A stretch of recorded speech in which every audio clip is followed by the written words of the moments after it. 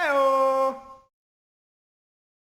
So what is going on, guys? It's Triple G here, back with another Outriders video, and today I'm going to be showing off this new Technomancer build that is a CRYO Technomancer build, and it absolutely wrecks. As you saw from the brief clips at the start of this video, we can kill enemies without actually shooting at the big dudes, so it is really good, guys. If you enjoyed this video, please consider subscribing to the channel or join us over on Twitch. We stream 5 times a week, and otherwise, let's get straight into this video.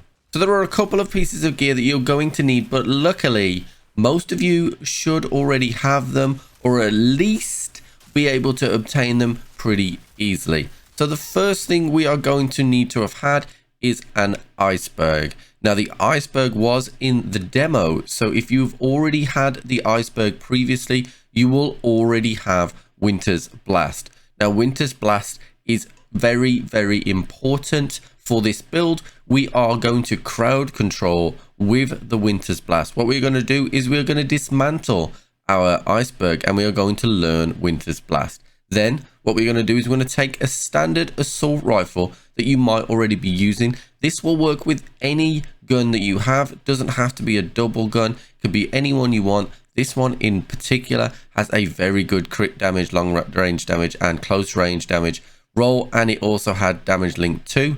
I would ideally like to get this Winter's Blast onto a legendary of choice. I just haven't quite found one as fits yet, so feel free to tinker around with this, but for now it's on my purple double gun.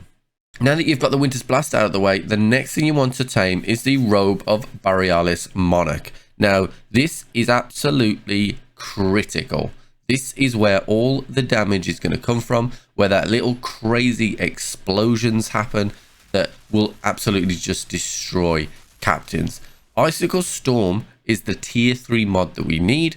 When deploying Cold Snap, killing enemies frozen by this skill makes them explode, dealing 252,000 damage within a 5-meter radius. So if you want to get this, obviously there is the normal way of complete RNG, but if you're over at the outpost camp, what you can do is go over to Tiago. Now Tiago at the moment, at the very least, is selling this very same piece.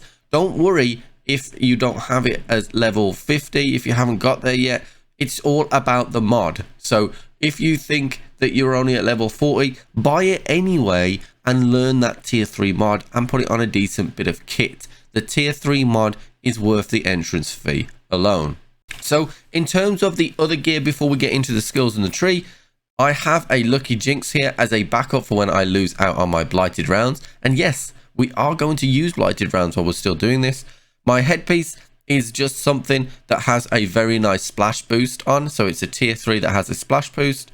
My Soa's trousers here, again, I have a freezing boost, which is different to note than the shatter skill, which meaning they do stack. Also, I have the gauntlets of the cannonball here, which will give us 25% extra damage to elites.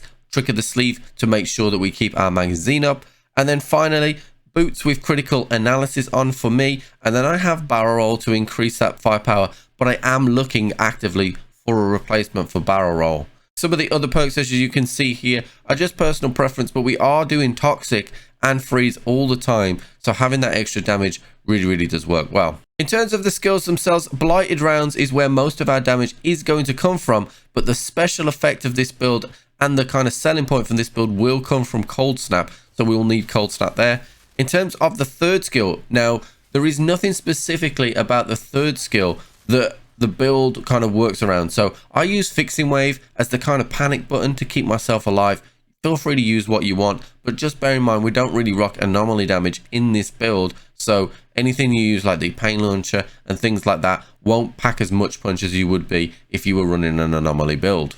The skill tree, now this was a really interesting one. When I first discovered this lovely interaction with CRYO, I did try and go down the middle tree because there are some really good synergies with freeze damage. However, because we're using ARs and because most of the damage is in the top of this tree, you lose too much damage if you try and go and pick up the freeze things that are in the center tree. So you just lose out on too much damage. So we're sticking with a traditional top tree.